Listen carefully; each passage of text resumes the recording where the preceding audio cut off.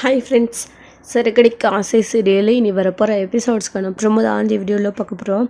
வாங்க ஃப்ரெண்ட்ஸ் பார்க்கலாம்.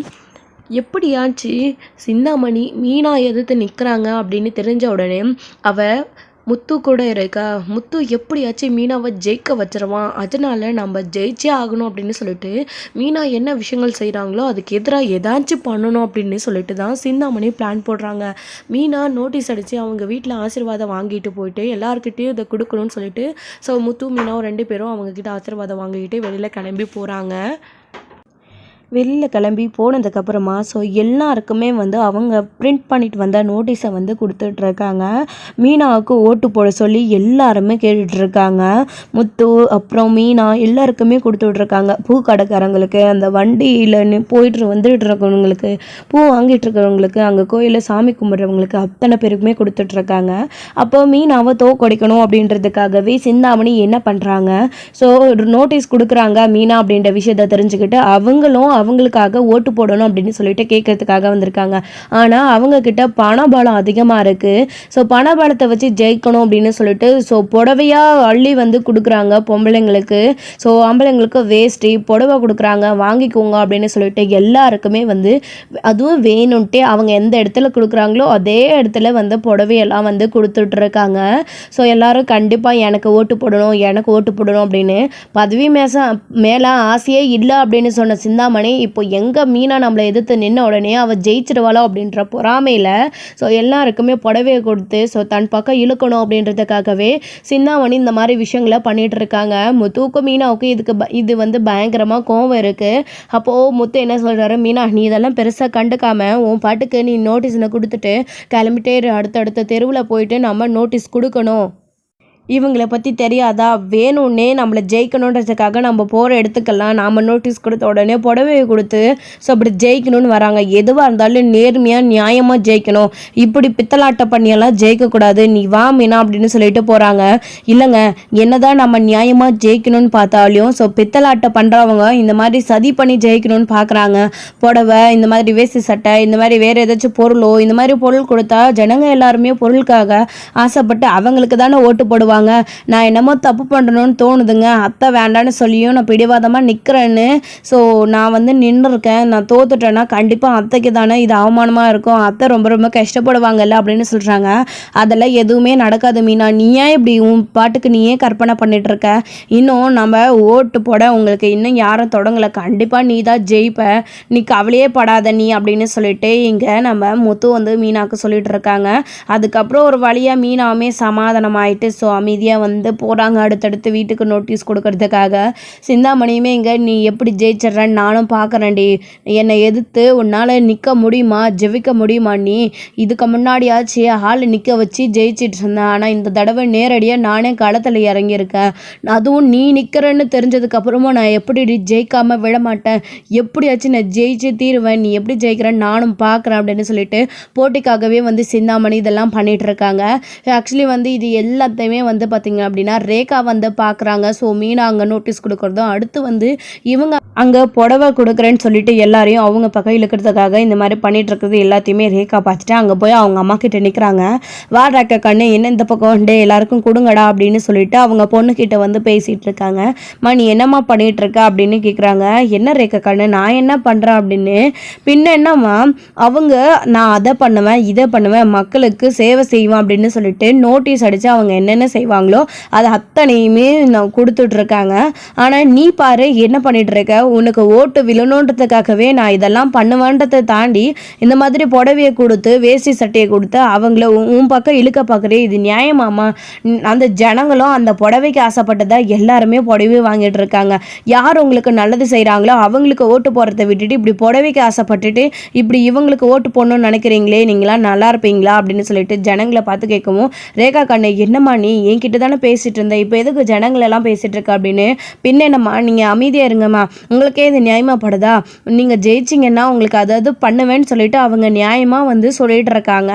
ஆனால் என் அம்மா இப்படி புடவையை கொடுக்குறாங்க, நீங்கள் புடவைக்கு ஆசைப்பட்டு ஓட்டு போகிறேன்னு சொல்கிறீங்க, அதுக்கப்புறமா என் அம்மா உங்களுக்கு நல்லது பண்ணுவாங்களா, இது வரைக்கும் நல்லது பண்ணியிருக்காங்களா அப்படின்னு சொல்லிட்டு இங்கே ரேகா கேட்கவும், என்னம்மா அப்படின்னு சொல்லிட்டு ஒருத்தருக்கு ஒருத்தர் ஆளாளுக்கு அவங்களே பேசிக்கிறாங்க.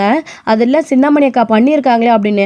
எது 1-2 பண்ணிவிட்டு அப்படியே விடுறதா? ஆட்சி முடியாத வரைக்கும் திரும்பவும் எலெக்ஷன் வந்து யார் தலைவியாக நிற்கிறாங்களோ அது வரைக்கும் எல்லாத்தையுமே செய்யணும். இது வரைக்கும் என் அம்மா அந்த மாதிரி ஏதாச்சும் செஞ்சுருக்காங்களா? இவங்களுக்கு போய் ஓட்டு போடுறேன்னு சொல்லிட்டு இப்படி புடவைக்கு ஆசைப்பட்டு எல்லாரும் வாங்கிட்டு இருக்கீங்க. அவங்க கடைசி வரைக்கும் உங்களுக்கு நல்லது பண்ணுவாங்க. அவங்கள பற்றி எனக்கு நல்லாவே தெரியும். நீங்கள் அவங்களுக்கு ஓட்டு போடுங்க அப்படின்னு சொல்லிட்டு இங்கே ரேகா வந்து சொல்லவும் இங்கே சிந்தாமணிக்கு ரொம்ப ரொம்ப அதிர்ச்சியாக இருக்குது. ரேகா கண்ணு என்ன நீ எதோ பேசிகிட்டு இருக்க? அவளை உனக்கு எப்படி தெரியும்? அவள் சரியான மோசமானவ. உனக்கு அவளை பற்றி தெரியாது. நீ இப்படி அவளுக்கு சப்போர்ட் பண்ணி ஜனங்களோட மனசை மாற்றாத அப்படின்னு சொல்கிறாங்க. மாம், உன்னை விட அவங்கள பற்றி எனக்கு நல்லாவே தெரியும். அவங்கள பற்றி நான் நிறைய கேள்விப்பட்டிருக்கிறேன் அப்படின்னு சொல்லிட்டு இங்கே ரேகா சொல்கிறாங்க. எல்லாரும் சொல்கிறத வச்சு முடிவு பண்ணாத. அவளை கிட்டத்துலேருந்து பார்த்துட்டு இருக்கேன். நான் கூட சொல்லிட்டு இருக்கேன்ல, மீனான்னு எனக்கு பூ கட்டுறதுலேயே பூ ஆர்டர் விஷயத்துலேயே அவள் தான் பரம எதிரியாக இருக்கான்னு. அவள் தான் ரேகா கண்ணு. அது நீ அவள் பேச்செல்லாம் நம்பாது அப்படின்னு சொல்கிறாங்க. நான் உங்கள் பேச்சை தாம்மா நம்ப மாட்டேன். இங்கே பாருங்கள், நான் கேள்விப்பட்டதுலேருந்து அவங்க ரொம்ப ரொம்ப நல்லவங்க. உங்களுக்கு கண்டிப்பாக அவங்க ஏதாச்சும் பண்ணுவாங்க. அவங்களுக்கு நீங்கள் ஓட்டு போட்டு ஜெயிக்க வைங்க. தேவையில்லாமல் இப்படி இவங்க புடவை கொடுக்குறாங்கன்னு சொல்லிட்டு இவங்களுக்கு ஓட்டு போட்டு ஜெயிக்க வச்சு அப்புறம் நீங்கள் பின்னாடி வருத்தப்பட்டு நிற்காதீங்க அப்படின்னு ரேகா அங்கேருந்து சொல்லிட்டு போகவும், ரேகா கண்ணு ரேகா இல்லை அப்படின்னு உடனே அவங்க அங்கேருந்து போயிடுறாங்க. அப்போது இவளுக்கு என்ன ஆச்சு? வந்து அந்த மீனாக்கு சப்போர்ட் பண்ணிட்டு போகிறா. அந்த மீனாவை எப்படி இவளுக்கு தெரியும்? ஏதோ கேள்விப்பட்ட பட்சத்துலேருந்து அவன் நல்லவன் சொல்லிட்டு இங்கே ஜனங்களெல்லாம் மனசை கலைச்சி விட்டுட்டு போகிறா. இப்போ என்ன பண்ணுறது அப்படின்னு சொல்லிட்டு அவளை அப்புறம் பார்த்துக்கலான்னு சொல்லிட்டு, என் பொண்ணு சொல்கிறதெல்லாம் நீங்கள் யாருமே நம்பாதீங்க. தயவு செஞ்சு நான் சொல்கிறத கேளுங்க.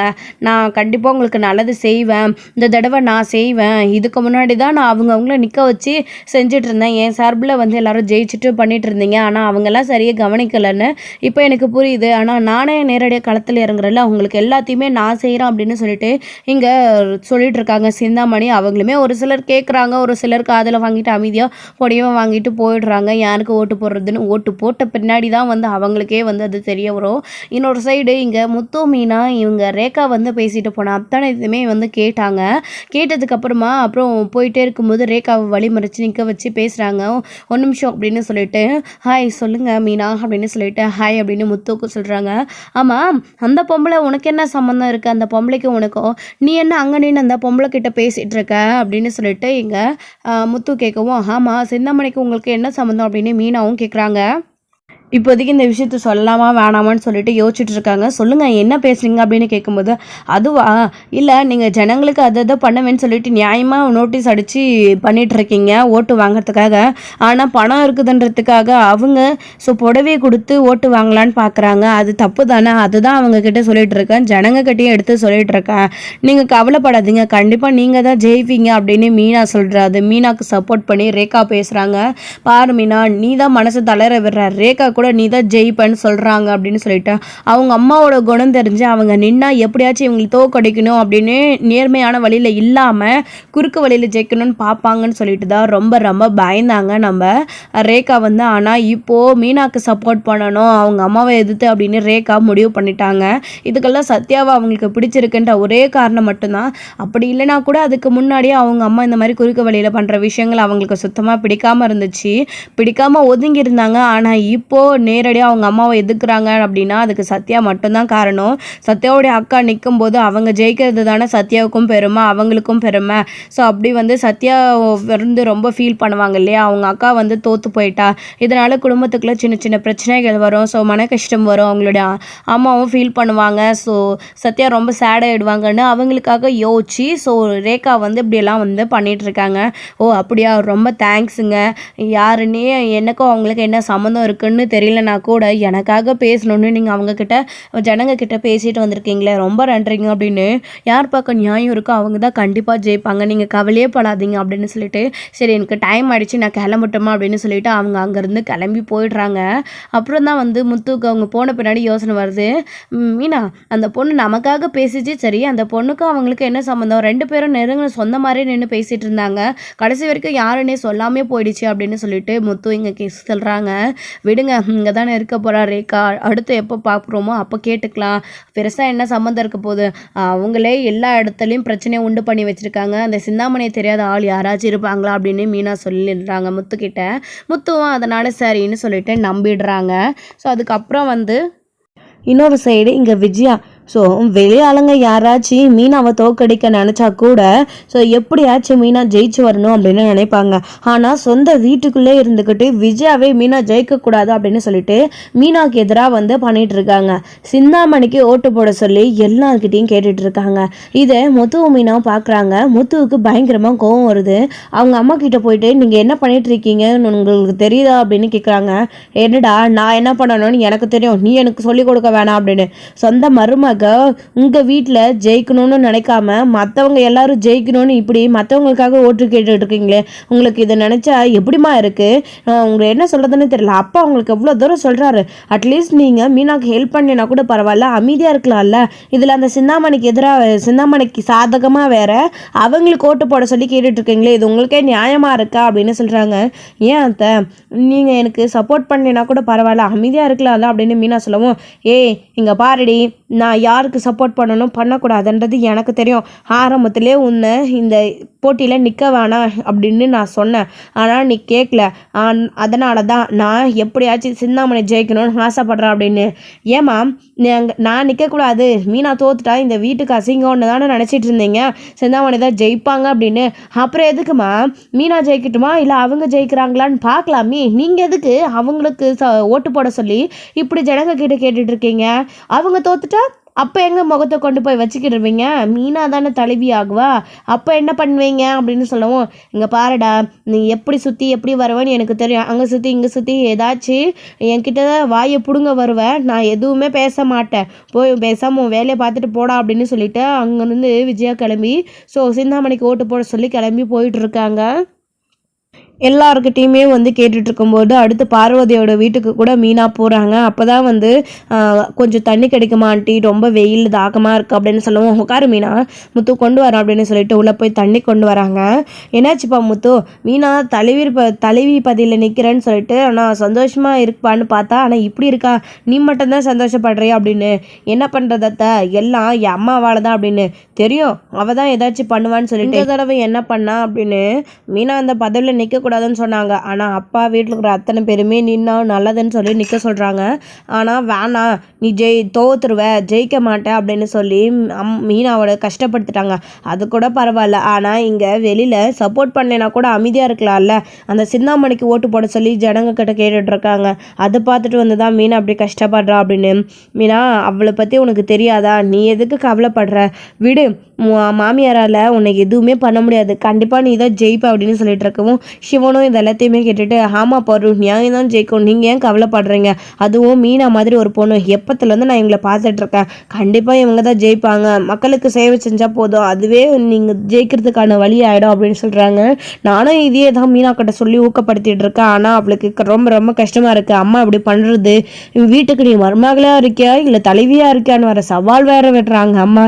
அது எல்லாத்தையும் தாண்டி தான் மீனாவை நான் இதில் நிற்க வச்சிருக்கேன். இப்படி இவளே வந்து சோர்ந்து உட்காந்துட்டு இருந்தா மற்றவங்க எல்லாரும் என்ன நினைப்பாங்க, அப்புறம் இவ ஜெயிக்க முடியுமா, ஏதாச்சும் நீங்களே சொல்லுங்க அத்தை அப்படின்னு சொல்லிட்டு இங்கே முத்து சொல்லிட்டு இருக்கவும், மீனா நீ கவலைப்படாத, நீ தான் ஜெயிக்க அப்படின்னு. பாரு வேணா நான் ஒரு ஐடியா கொடுக்கவா அப்படின்னு. சொல்லுங்க சிவன் அப்படின்னு சொல்லவும், நம்ம சேனல் தான் வச்சு நடத்திட்டு இருக்கோம்ல, இந்த சேனலில் அவங்களோட பேரண்ட்ஸ் கிட்ட நம்ம குழந்தைங்களுக்கு ஸ்டோரி சொல்கிறோம், அவங்களோட பேரண்ட்ஸ் கிட்ட நம்ம சோஷியல் மீடியாவில் வந்து நம்ம மீனாவுக்கு ஓட்டு போட சொல்லி சில வீடியோஸ் போடலாமே அப்படின்னு சொல்லிட்டு கேட்குறாங்க. இதை பார்த்த உடனே முத்துவுக்கு மீனாவுக்கு அதிர்ச்சியாக இருக்குது. சார் அப்படி இல்லாமல் செய்யலாமா அப்படின்னு. என்ன முத்து இப்படி கேட்டுட்டீங்க, தெரியாதா, எதை வேணாலும் இப்போ வீடியோ எடுத்து போடலாம், மீனாவுக்கு ஓட்டு போட சொல்லி உங்களுடைய நோட்டீஸ் பிரிண்ட்டை வச்சு நீங்கள் என்ன நல்லது செய்வீங்க அப்படின்னு அதில் இருக்கிற நோட்டீஷன், அது மட்டும் இல்லாமல் இது எல்லாத்தையுமே நம்ம பார்வதியே வாயில் படித்து கண்டிப்பாக மீனா ஜெயிச்சா இது எல்லாத்தையும் உங்களுக்காக பண்ணுவா, அவளை நம்பி ஓட்டு போடுங்க அப்படின்னு சொல்லிட்டு சில வீடியோஸ் போட்டால் போதும், கண்டிப்பாக வந்து மீனாவுக்கு நிறைய பேர் இதனால் வந்து ஓட்டு போடுவாங்க அப்படின்னு சொல்லவும், முத்துவுக்கு செம்ம ஐடியா சார், செம்ம சூப்பராக இருக்குது, செம்மையான ஐடியா சொல்லியிருக்கீங்க ஆண்டி, அப்படி பண்ணுறீங்களா அப்படின்னு சொல்லிட்டு கேட்குறாங்க. என்ன முத்து இப்படி கேட்குற, கண்டிப்பாக நான் பண்ணுறேன் அப்படின்னு சொல்லிட்டு இருக்காங்க. அப்போனா சரி அப்படின்னும், உங்களுக்கு இது எனக்கு செஞ்சு கொடுக்க முடியுமா அத்தை அப்படின்னு சொல்லிட்டு கேட்குறாங்க. கண்டிப்பாக மீனா, உங்களுக்காக செய்யாமல் யாருக்கு நான் செய்ய போகிறேன், கண்டிப்பாக நான் உங்களுக்கு தான் செய்ய போகிறேன், நீங்கள் ஜெயிக்கணும், அது மட்டும் இல்லாமல் அந்த சிந்தாமணி என்ன பெருசு ஜெயிச்சுட்டு ஏதாச்சும் பண்ண போகிறா, ஜெயிச்ச உடனே உடனே ஏமாற்றிட்டு தான் போவா, அவளை பற்றி எனக்கு தெரியாதா, நீ தான் ஜெயிக்கணும் மீனா, நான் உனக்காக வீடியோ போடுறேன் அப்படின்னு சொல்லவும் பெத்த அம்மாவுக்கு மாமியாருக்கு இல்லாத பாசம் உங்களுக்கு இருக்குது, ரொம்ப சந்தோஷம் அப்படின்னு சொல்லிட்டு முத்துவுமே பெருமைப்பட்டுட்டு இருக்காங்க. ஸோ இதோட இந்த எபிசோடு முடிச்சிருக்காங்க. அடுத்தடுத்த எபிசோடில் என்ன நடக்க போகுது, சிந்தாமணி ஜெயிக்க போகிறாங்களா, ஸோ மீனா ஜெயிக்க போகிறாங்களா அப்படின்றத வெயிட் பண்ணி பார்க்கலாம் ஃப்ரெண்ட்ஸ். தேங்க்யூ. இந்த வீடியோ பிடிச்சிருந்தா ஒரு லைக் பண்ணு.